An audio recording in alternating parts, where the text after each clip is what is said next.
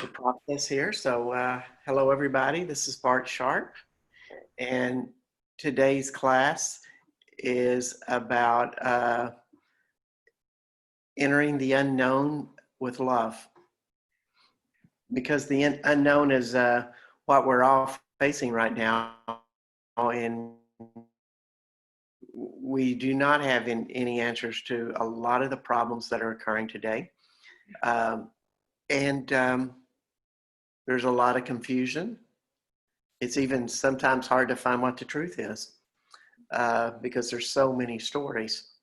So for somebody that's highly intellectual, that has to have a very solid, concrete answer before they feel secure, this is a very trying time. And for those of us who are more intuitive and we feel life, we've actually have an advantage in that situation because our answers don't have to come from the intellect. They come from something inside of us, inner strength and love. So, when I think about love, there's types of love that are built on familiarity and relationship that continues to grow. And that's one form of love. But also I like to think of love as a ongoing higher vibration spiraling up. I like that vibration, I like that feeling of what love is. It's always an expansion. And when we're in expansion, we are going to this higher vibration. The higher vibration we go, the more our love changes and evolves into something else. But there's also just this fact that we can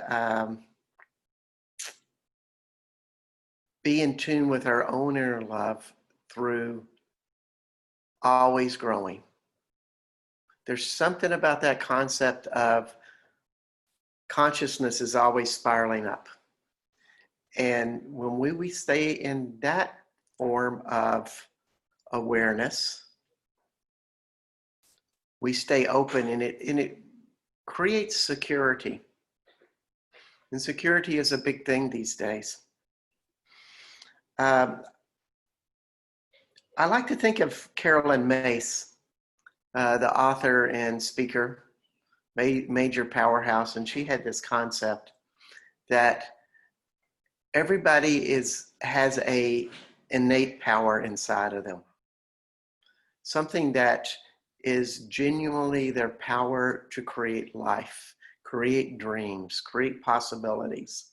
It's a magical, invisible energy inside of ourselves. And she defined this innate power like $100. She said everybody gets up every day with $100. And they have a choice of where they want to spend that $100. And whatever they have left over at the end of the day goes into their innate power. So if we have stress in the morning, like we're driving to work, and we are scared and worried, we spend some of our innate power giving to that fear. If we start to get into negative conversations about things with somebody about gossip and stuff, and just align with them that this is a horrible situation and how it disgusts us, we give part of our innate power away. And negativity and judgment in general seem to take our money away, so to speak. And so at the end of the day, for some people, they're at zero. And maybe they're at a deflect. And what I always thought about people that spend so much time in their negativity, or you could think about it in anger, they're so mad about, other people in the world doing these outrageous things. they're spending their their money, their innate power. And so when you start to continually be at zero at the end of the day, you really don't have any much energy for your dreams. You are working out of a force inside of yourself. And whenever we work out of a force inside of ourselves, it's a stress on our body. And in that stress, we create illness. We create a dysfunction, and our body just doesn't work as well. And so teaching ourselves to mend our own fences, so to speak, to have a proactive energy that heals us inside or does not create destruction is an important part of having our innate power. I also like to think of hate. You know, hate is a really interesting emotion because it's really the futility that something will never change.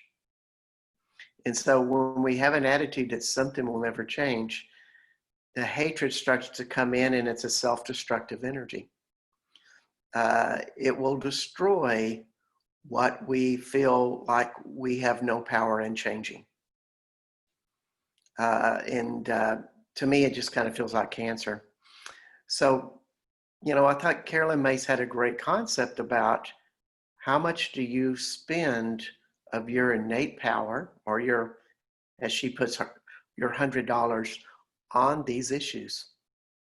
Now, let's just say that every day that you work, you have this balance inside of yourself, and you just choose to have love towards life. You have curiosity, you have wonderment. You do not jump into judgments that something is bad or wrong or even good. You just say, well, this is how it is, and I'm going to work in that type of energy. You're just going to have more power. And so people who have an asset of money at the end of the day, it goes into their power to build dreams. It goes into their power to be a positive influence in the world. And that goes forth into their days, and it kind of is like a savings account, that when you have so much positivity inside of you, you just seem to attract the right dreams. And, you know, I don't think that Carolyn Myss could, you really can't say that everybody starts with $100. Some people have more than that every day. They have a vitality and energy that's just much more powerful than that. And some people, it's a little bit weaker, but it's a great analogy to look at in your own life of how much are you spending on the negative things? How much do you spend in doubt of yourself that runs your energy? Now, the thing about doubt and fear is they stimulate your adrenal glands, and they give you energy, but it's only a temporary energy that needs to be refed. It's kind of like sugar. You eat sugar and you get a low energy rush, but you know, you pay for it later. And that's the whole thing about negativity and anger. It will always want to create more. Anger begets anger. That's an old biblical quote with that. And so how much are you hooked into the anger of this reality and saying that it's bad and wrong, and I want to avoid it? It's scary. I don't want any part of it. It's overwhelming. So everything that seems to be in your world, all the beliefs that you're not strong enough to handle it, it seems to come up.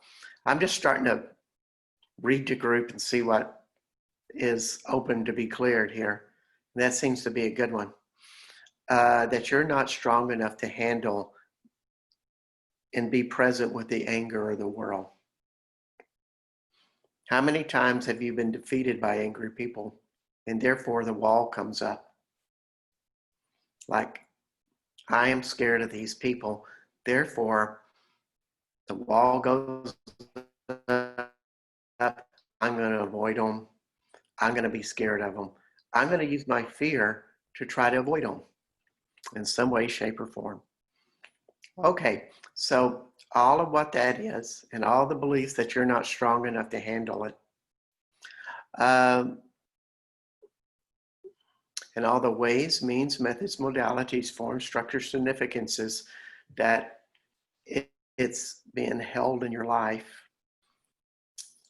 Will you please revoke, recant, rescind, reclaim, renounce, denounce, destroy, and uncreate that totally and utterly? Yeah. Right, wrong, good, bad, pod, all 9 shorts, boys, and beyonds.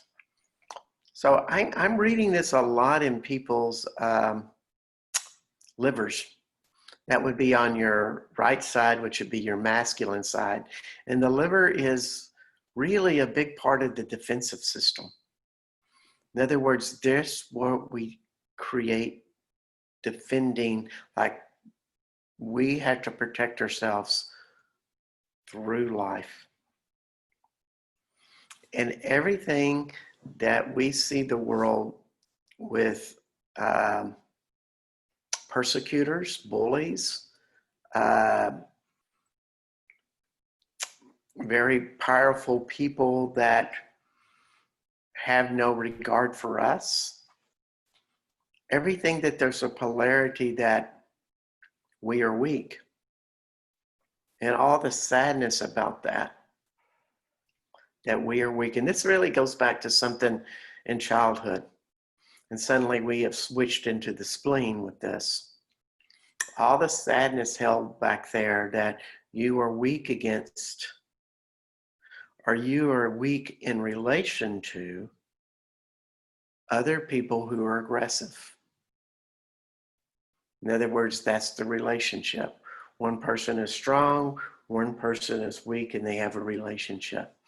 And it's sad that, and there's sad memories in a lot of people's spleens that are holding that energy.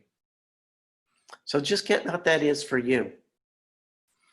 That you have an aggressive person in your childhood, and you have a relationship where they are aggressive, they have been deemed strong, maybe because they're much bigger than you.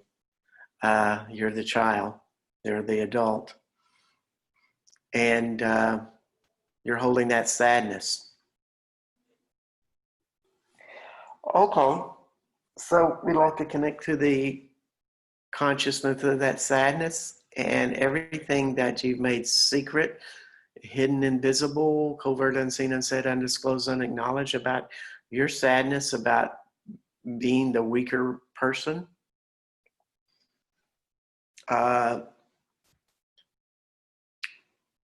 And will you allow those secrets to be revealed? Right, wrong, good, bad, pot, all 9 shorts, boys, and beyonds. So we want to get that feeling of what weakness is.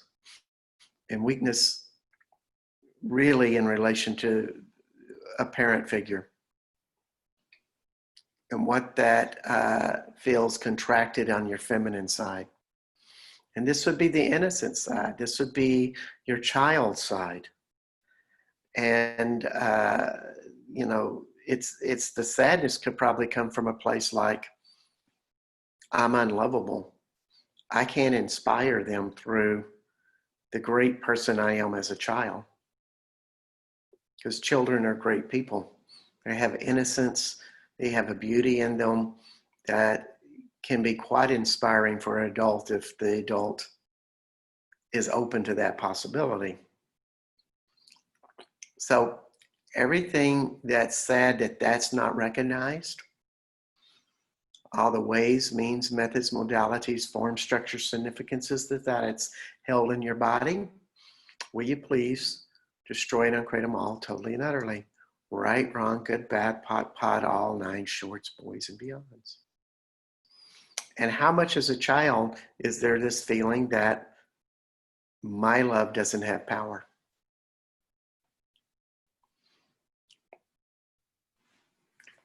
Okay, that's kind of strong. Everything that you have contracted in that my enthusiasm and my love cannot inspire my parents, and therefore I can't inspire other people. And in this world today, your love cannot inspire the world to be a better place. And that goes into a helplessness, a sadness, and then a defensiveness that you may be a victim. So everything in that conglomeration of points of view, uh, will you please revoke, recant, rescind, reclaim, renounce, denounce, destroy and uncreate them all totally and utterly. Right, wrong, good, bad, pot, all nine shorts, boys, and beyonds. And just think about the world today, and all the problems, all the COVID problems, all the, very narcissistic leaders we have that do not seem to care for common people. And they're happening all over the world. It's a really interesting duality out there where you have countries where the leaders are very caring and they're pulling their country together. I think of Germany as a great example. They're doing quite well through all of this. And of course, we have other countries that had the macho leaders, and seems like most of them are really struggling right now. And that's really interesting. So how much do we feel helpless around these folks? Everything that is in that form of helplessness, that sadness. And on the other side about that we are fearful, we are angry. Anger reads more than fear. And so we're using anger to push out. So everything in that duality there, all the double binds and double binding systems holding those two polarized points of view in place, where you pock and pod the ends, pock and pod the middle ground, and destroy and uncreate that totally and utterly. Right, wrong, good, bad, pot, all nine shorts, boys, and beyonds. And it's really interesting that anger shows up, and you may be looking at me and going, Bart, I don't have any anger about this. For a lot of times, people don't know they're really angry. They use their anger to drive forward in life, or they use it in anxiety. They use it to defend themselves in a way that is more passive aggressive. So there's various strategies with that, but a lot of times the source of anger can be the source of anxiety can be anger, and it just becomes a driving force. And the best way to see if you have anger or fear as your base of motion in relation to anxiety is muscle test. In other words, when you start to get that anxious feeling like, I am so scared of what's going on right now, just ask, is this anger or is this fear? And see which one pops up. And you sort of get an idea, fear is about running away. Anger is about pushing to take action, which are, kind of two different strategies. So you start to get some insight about what you're unconsciously doing. And so let's just say that you have a repressed anger about, I'm afraid, and I'm trying to, I can't do anything about it, but I am angry. Where would you take that energy? maybe into some place like addiction, maybe in a place like depression. And how many places have you gone into a constricted place like that, where there's no movement and you just want something to enclose yourself in? So all the strategies you've used with your anger with that, will you please revoke, recant, rescind, reclaim, renounce, denounce, destroy, and uncreate that totally and utterly. Right, wrong, good, bad, pot, all nine shorts, boys, and beyonds. I mean, I am really angry about these times. I'm angry that I'm staying in the United States and I'm not in France. And you know, the key thing about anger is just to recognize that it's there, that you're really angry. You're angry because you're working too many hours, or you're angry because somebody is rude to you. You know, what people make, the most common mistake with anger is people think they have to take an action with it. And that's not necessarily so. Sometimes the first step in resolving anger is recognizing that you feel angry and it's okay to have it. And when you have that, you know, a less judging point of view towards it, you're more likely to see what is right for you in response with that anger. So let's go back to that feeling of depression, addiction, powerlessness. And powerlessness really reads with this.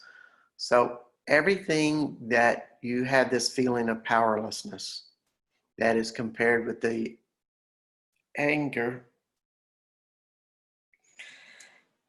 And powerlessness would be a lot with shame, a lot with sadness. Sadness reads stronger.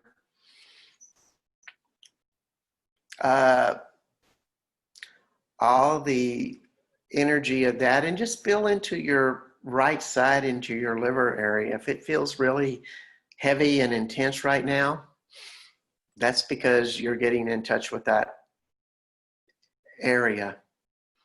So can we ask, this is a great question for your body, what is that powerlessness trying to tell me? And how many messages that we got that we cannot defeat this system? And because you can't defeat it, you feel powerlessness. Everything that is, will you please destroy and uncreate that totally and utterly? Right, wrong, good, bad, pot, all nine shorts, boys, and beyonds. And how much can we take that energy of that anger and that frustration and say, it is what it is, and where else can I place this energy? Now, Octavia's with us today, and she's doing a beautiful job with it, in that she has gone into a new marketing program, and she has new products. And, you know, the frustrations of living in a very heavy COVID environment for her is, I'm going to create all of this on the internet, and I'm going to get to work on it. And, you know, it's not always comfortable, but when you start to get that recognition to yourself that your anger can be an asset, then it is more an asset for you. So recognition is crucial, identification.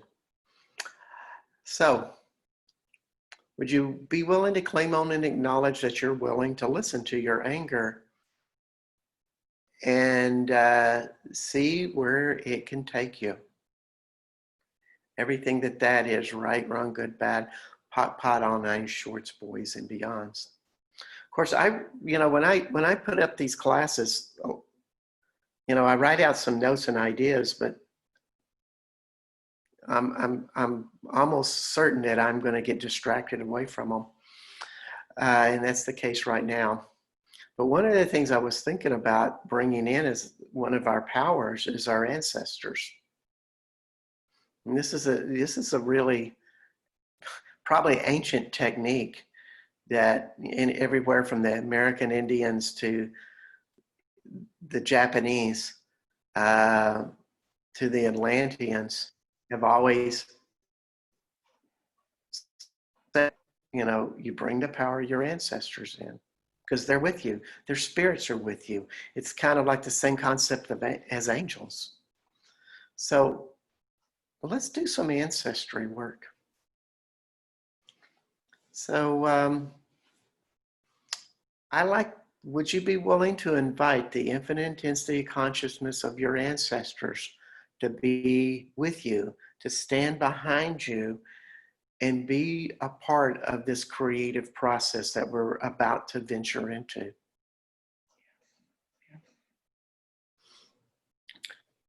So I don't know about you, but the couch that I'm sitting on got a little bit more pumped up with energy here because I asked a bigger presence to be with me. And I think whenever we go through stress or even through creativity, whatever it is, it's a really good idea to expand your energies.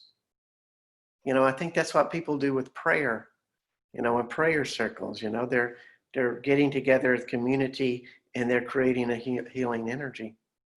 I was just seeing that at my local Baptist church down the street, how they're saying, we can pray for you. And I thought, wow, they're just offering another power source out there. And so I'm not hanging at that church or anything, but, it's a nice concept to think that we can keep adding on energies.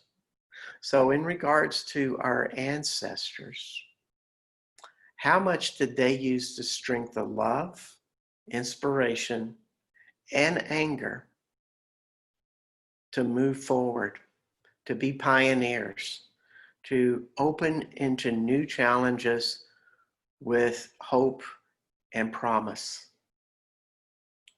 So all of what those energies are, all of what that collective consciousness is, would you claim on and acknowledge that you can have it?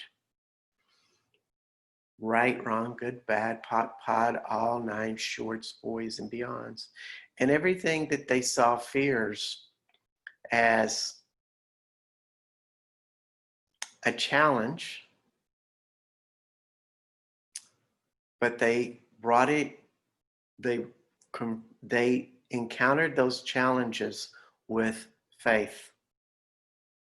Faith in their love, faith in their possibility that the answers will come, that something greater than them will support them in their lives. So all of that power of that ancestry there that has that reality, would you claim on and acknowledge you can have it? And would you open that invitation up? Right, wrong, good, bad, pod, all 9 shorts, boys, and beyonds. When I went to Access classes, Gary Douglas would always tell us, if you're doing a project, invite the spirits or invite the presence of all of these people that can do it better than you to come into your consciousness.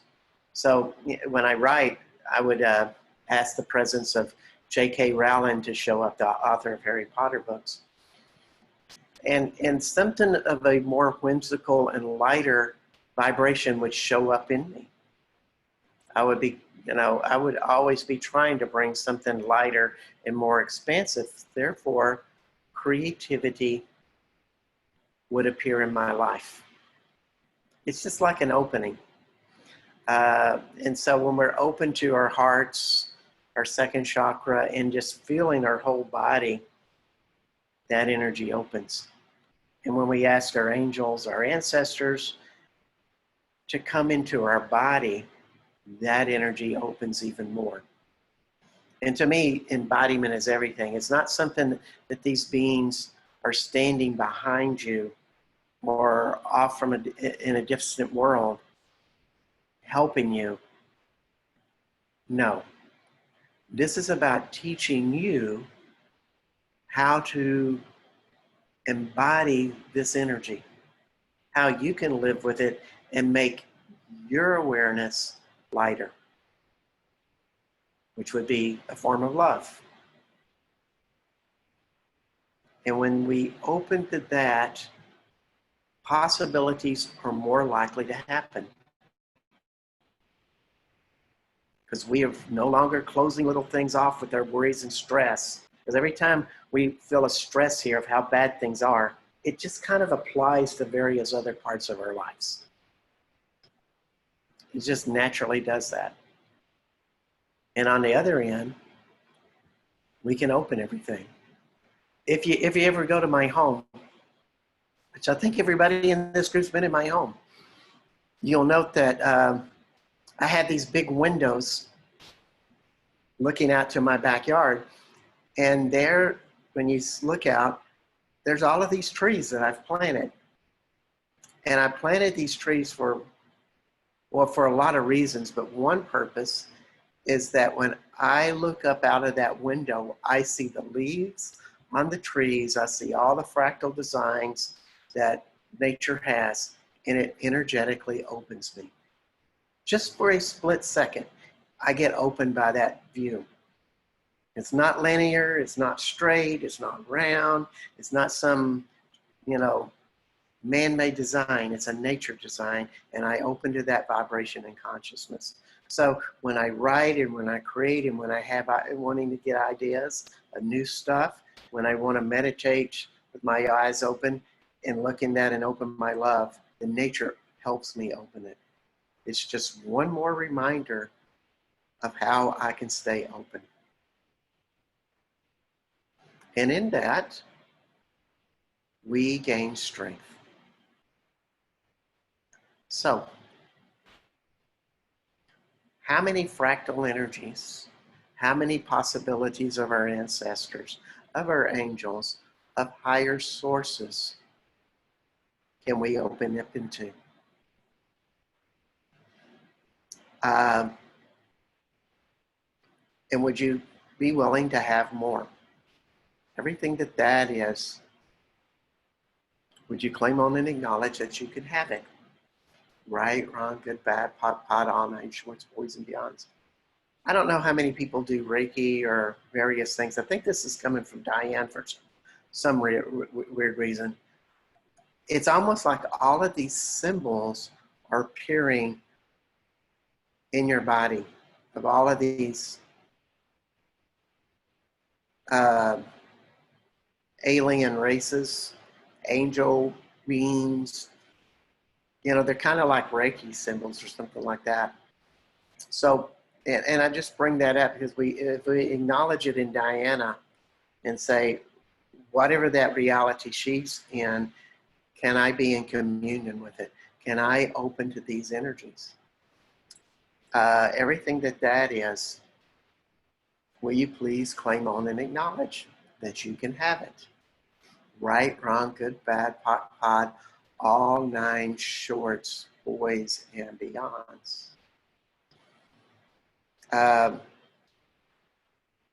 So, how much love can you receive from this place?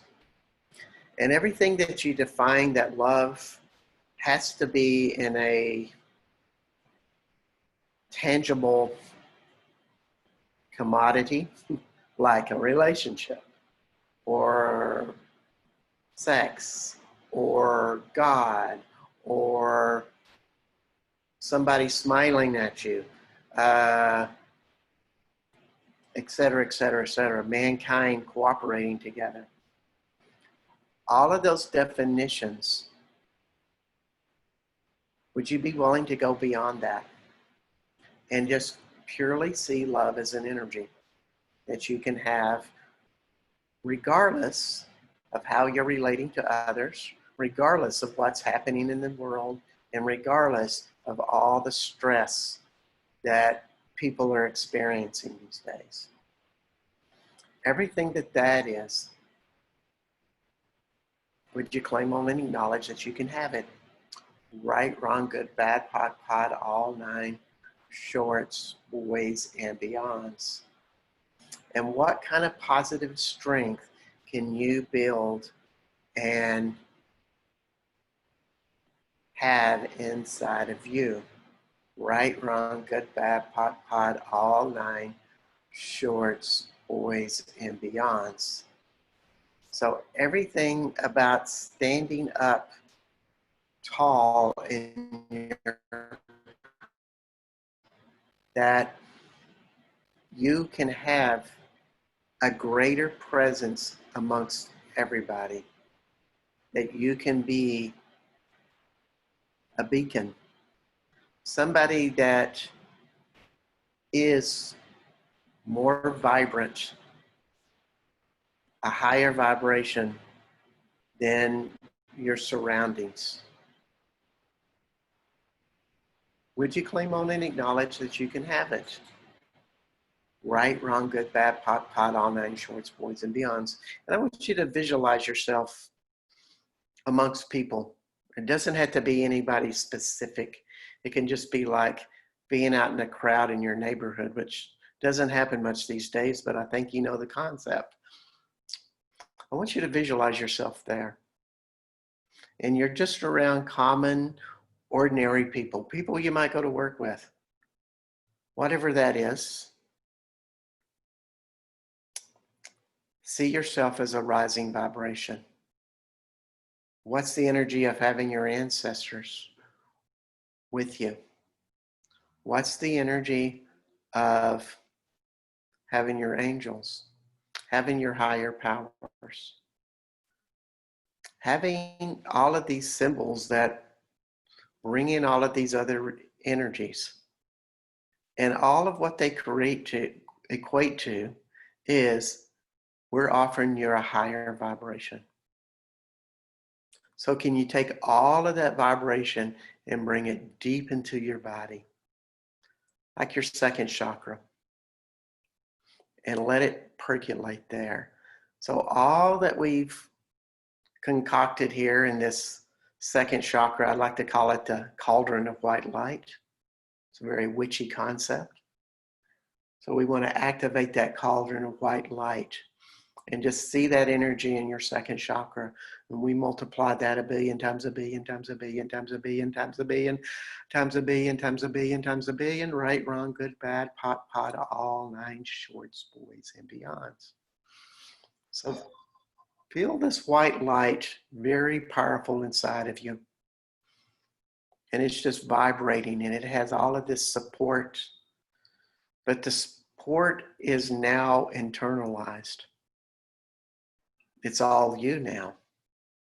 And you're just in this bigger space. And let it come into your heart. And your whole chunk area is just there. And one of the energies I've been working with is I like to invite the presence of Sophia, goddess of the universe. And so in that cauldron of white light is the universe. And just visualize something so expansive like the universe in this very contained area that you call the space between your hips. That is the cauldron of white light. But it has the expansiveness of the universe there. What is that like to have in your body, that you are so expanded? Would you claim on and acknowledge that you can have it and embody it? Right, wrong, good, bad, pot, pod, all nine shorts, boys, and beyond. Now, I hope the space between your hips is feeling really good right now, and very powerful and vibrant. I can't really sit still right now. I am like squirming because it feels really strong. It's all fun. So now, all of those people that you're with in the crowd, you know, it's just a personal theory, but whenever we go into a crowd, we almost go into a place of homeostasis. In other words, we just fall into the same vibration as everybody else.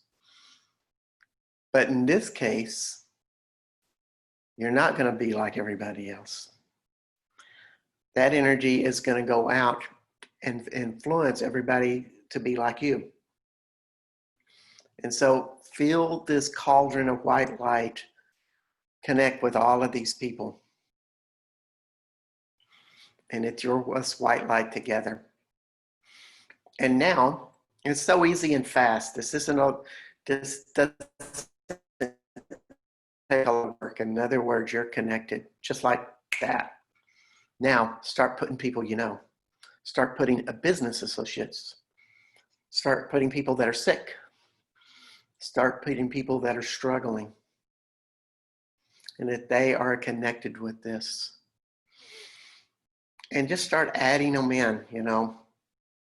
Political figures, relatives, friends, strangers, people you met this morning, whoever. Put them all in there. What you're telling your own body is that you can influence anybody in the world with this energy. So would you claim on and acknowledge you can have it and embody it? Right, wrong, good, bad, pot, pod, all 9 shorts, boys, and beyonds.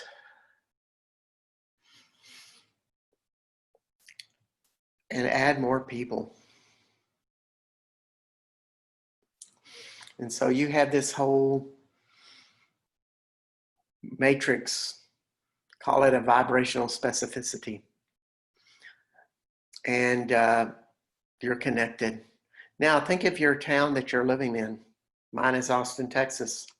So I'd like to connect to everybody in Austin or Guadalajara or wherever you're at, and just extend it out. That everybody can have security in this white light. Because if you make your second chakra secure, vibrant, and happy, chances are you're going to be balanced, loving, and you're going to have all the patience and love you need to take on any situation. And that's a really fun thing to have. So you're just bringing that message out. And your intention and the power inside of you has more presence than 1 million people. Because that's how big Austin is. And I'm just sending it all out there. Just like Octavia, who's living in Guadalajara, is connecting to 10 million people. I think that's what population in Guadalajara is, about that.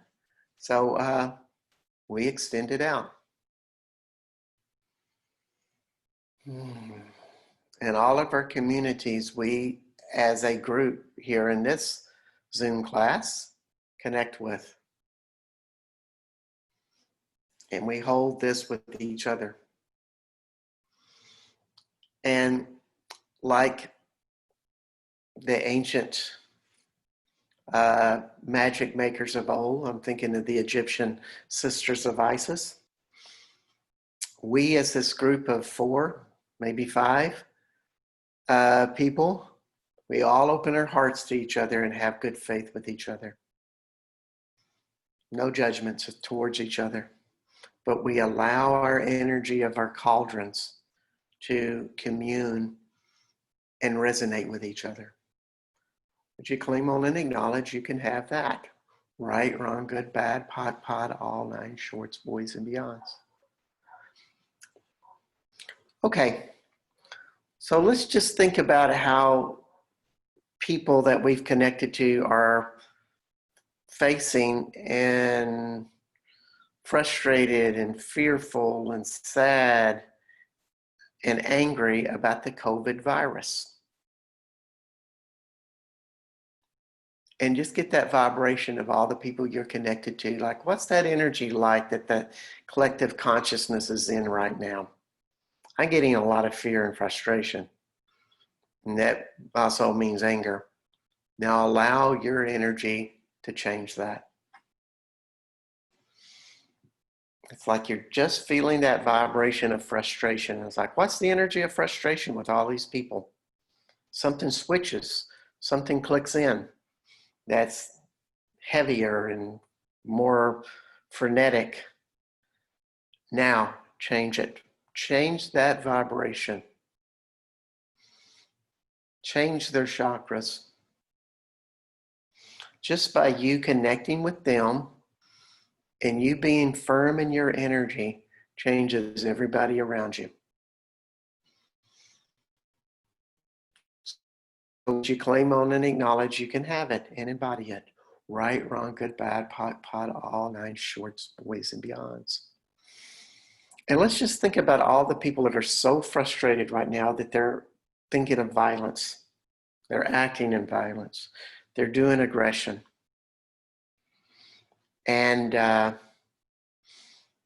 what does that energy feel like?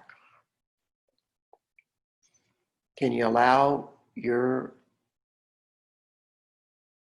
white cauldron to just transform it? And would you claim on and acknowledge that you can and be more powerful than what that is?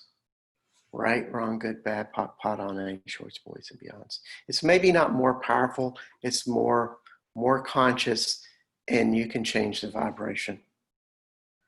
When we say powerful, we're not doing power over. We're doing power to change and transform a consciousness. There's a big difference. It just opens the reality where more people can be open to change, to a higher vibration. If we can't go out and reach and touch them energetically, we're not open, we're missing a possibility. So just feel that cauldron. And what kind of gift can you give to yourself when you are in acknowledgement that you are a gift to millions of people? That who you are and who you are as this bright object, or this bright embodiment, excuse me, you're not an object, can make a difference in the world. And how much happier and joyful that just feels. Like that feels friggin' great. Can you claim on and acknowledge you can have it? Right, wrong, good, bad, pod, all nine shorts, boys, and beyond. And can you embrace all of these people? And all the sadness and anger and shame and fear they're going through, you give them another energy.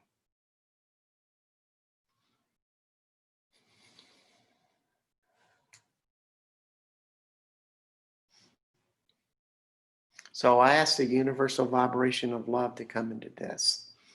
It's kind of this energy that's the super glue of the universe. It builds everything. It bonds everything. And we can become an active participant of it and direct it and use it as a tool of empowerment. So we ask the universal vibration of love to come streaming in all directions into our white cauldron. And would you claim on and acknowledge that you can have it?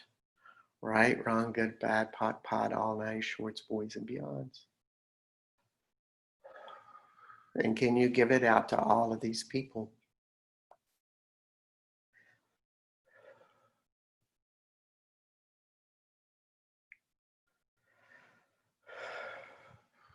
Wow. Okay, so let's hold this for about 30 more seconds and just allow it. If there's anything you feel that's unfinished, tend to it. If not, just feel the vibration of it.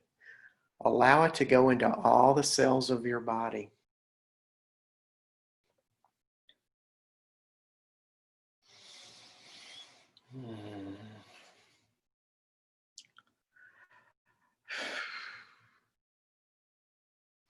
And when you finished up, open your eyes and join us.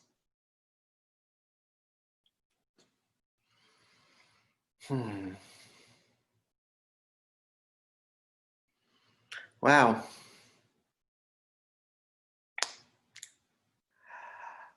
This has been a really fun hour. I hope everybody enjoyed themselves doing this activations. I've been doing an activation every night before I go to bed. I start at 11 o'clock or 12 o'clock, something like that, and I meditate for at least an hour, and I bring in this energy of Sophia, the goddess of the universe, and the universe will feel the love, and allow it to fill my body up and just be in a vibration of white light, and to practice it. And that's the whole thing. It's like we've multiplied this, and the more that you take this vibration and practice it, it just becomes a part of you. Practice it every day for 30 days, and it'll just become more of an intrinsic part of you. Practice it for 7 years, and you become a master at it. So, it's a great thing to do right now.